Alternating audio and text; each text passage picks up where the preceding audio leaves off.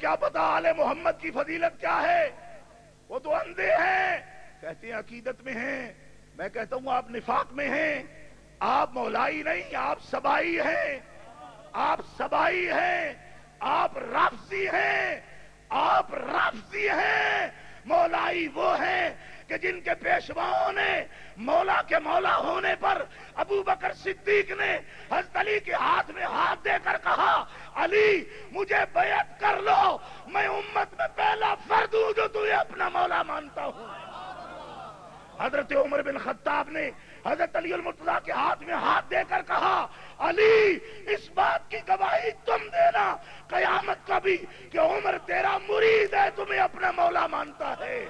عثمان غنی نے بیعت کی، مولا علی کے ہاتھ میں ہاتھ دے کر کہا علی مصطفیٰ کے سامنے یہ گواہی دے دینا عثمان بن عفان بھی تیری محبت کا اسیر ہے، تو میرا بھی مولا ہے، نبی کے سارے صحابہ کا بھی مولا ہے۔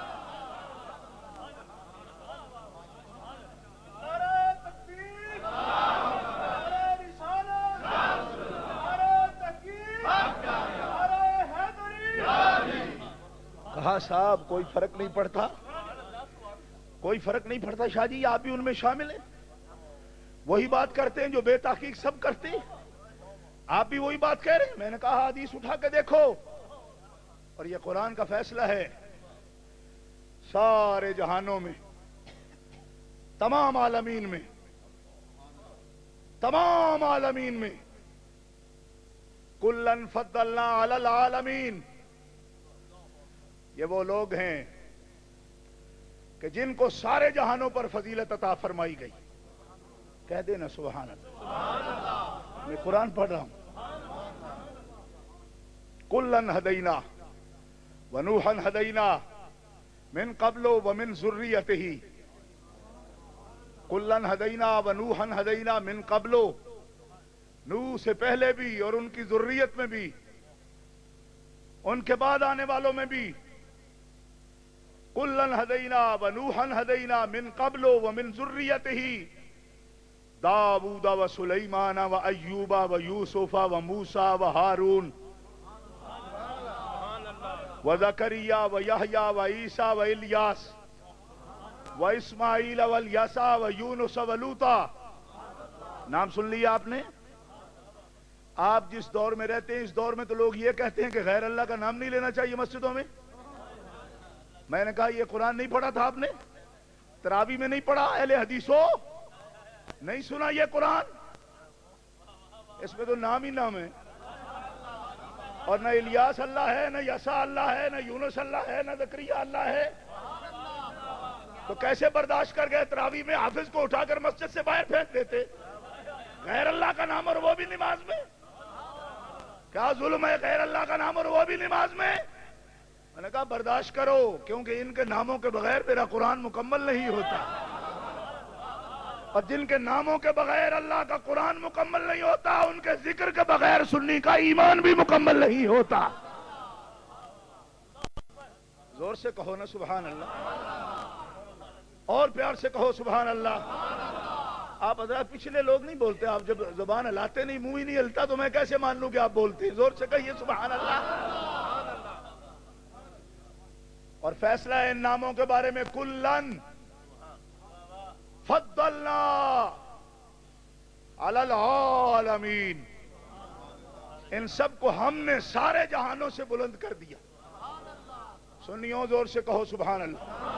مسئلہ ہو گیا، آپ کہیں گے اتنی مرتبہ سبحان اللہ، تو پھر اگر میں وقفے سے کوئی موتی آپ کو دوں تب تو آپ وقفے سے سبحان اللہ کہیں، اور اگر قرآن کی بارش کروں موتیوں کی تو آپ کو بھی پیار سے وقفہ نہیں کرنا، فوراً کہنا ہے سبحان اللہ۔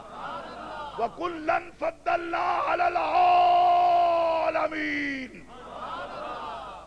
مسئلہ سارا اسی میں ہے، زور سے کہہ لو سبحان اللہ۔ میں نے کہا نجدیو سن لو، سنو نجدیو، تم بھی سنو۔ مجھے کہا گیا کہ آج آپ ریڈیو پر تقریر کر رہے ہیں، تو میں نے کہا صرف سناؤں گا ہی، یہ کہنا کہ نجدی آپ بھی سن لیں یہ تو کوئی ایسی تکلیف والی بات نہیں ہے، آداب کے خلاف بات نہیں ہے، کہہ سکتے ہیں کہ آپ بھی سن لیں۔ میں نے کہا سن لیں، کلن فضلنا علی العالمین،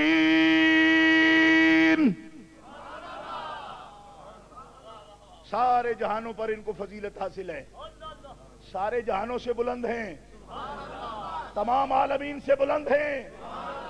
سنیو، جب تک مجمع پوری طرح نہیں بولے گا میں اگلا جملہ نہیں کہہ سکتا، زور سے کہو سبحان اللہ۔ سارے جہانوں سے بلند ہیں۔ انہوں نے کہا ہیں نا، ہیں، زور کیوں دیتے ہو؟ ہیں جن کا نام صراحتاً آ گیا وہ ہیں، ہائے ہائے، ہیں جن کا نام صراحتاً آ گیا ہیں۔ میں نے کہا پھر آپ کو شک ہوگا، وَمِنْ آبائِهِمْ، وَمِنْ آبائِهِمْ، میں نے کہا اب بھی کان رکھنا، وَمِنْ آبائِهِمْ، اور ان کے ماں باپ بھی سارے جہانوں سے بلند۔ یہ ہے بات قابل توجہ، اور یہ ہے قرآن۔ قرآن ہے صاحبو، قرآن کہتا ہے میرے خود ہی بلند نہیں، ورنہ لوگ کہیں گے صاحب بڑے بلند ہیں، بڑے اچھے ہیں، بڑے علم والے، بڑے حلم والے، بڑے موجزوں والے، بڑے اختیار والے۔ ابا یوں ہی، ابا پورا جی، اماں ہاں، بات سمجھ نہیں ہے آپ کو؟ لوگ کہتے ہیں یہ کوئی ضروری ہے، بڑے بڑے علماء کہتے ہیں ضروری ہے، مفسر کہتے ہیں یہ کوئی ضروری ہے، ضروری ہے کوئی کہ ماں بھی بڑی اعلیٰ ہو، باپ بھی بڑا اونچا ہو، یہ ضروری ہے؟ میں نے کہا اللہ سے پوچھو، آیت تو مکمل ہو گئی تھی، وَكُلًّا فَضَّلْنَا عَلَى الْعَالَمِينَ پر کلام تام ہو گیا، آگے وَمِنْ آبَائِهِمْ سے کوئی ضرورت نہیں تھی، بغیر ضرورت کلام ہوا۔ اللہ کو کہتی ہو کہ وہ فضول کلام کرتا ہے؟ پگلے اللہ کا کلام وہ حکیم ہے، اور اس کا کوئی کلام اور فعل بھی حکمت سے خالی نہیں۔ وہ یہ بتا رہا ہے کہ ایک بچہ ماں باپ کے بغیر سارے جہانوں سے بلند کس طرح ہو سکتا ہے؟ سارے جہانوں سے بلند بھی اڑے تو لوگ کہیں گے جانتے ہیں تیرے باپ کو کیا ہے، جانتے ہیں تیری ماں کیا ہے۔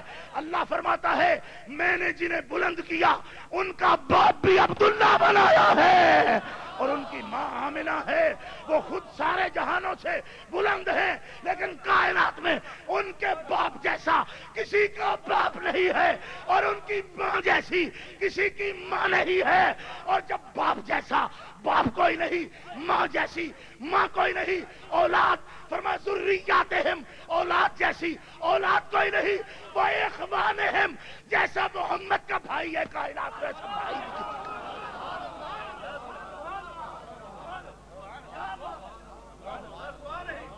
زور سے کہیے میں سبحان اللہ۔ کلام تام ہو گیا، زور سے کہو سبحان اللہ۔ وَإِخْوَانِهِمْ،